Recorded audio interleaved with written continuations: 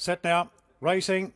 And wide out, Art of Excellence has jumped away pretty well, but the favourite King's Troopers mustering through and will go up and join Art of Excellence in the early part. Quantrill's very handy on the back of the speed, going to third, followed by Aspen Star, Luciana.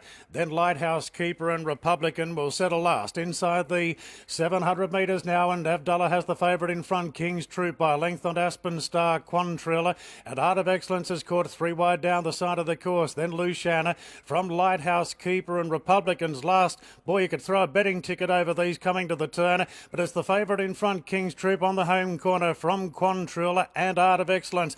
Lucian under pressure from Aspen Star, then Lighthouse Keeper, and further back then to Republican as they straighten up, and King's Troop given a couple of smacks down the neck. Quantrill sticks on well in second. They're well clear from the rest, but King's Troop is starting to extend now under pressure. Quickly drop Quantrill inside the last 100 metres, and the Redoubt's Choice Colt is roaring away. King's Troop at restricted odds bolts in from Quantrill, and Aspen Star, the roughies, run third.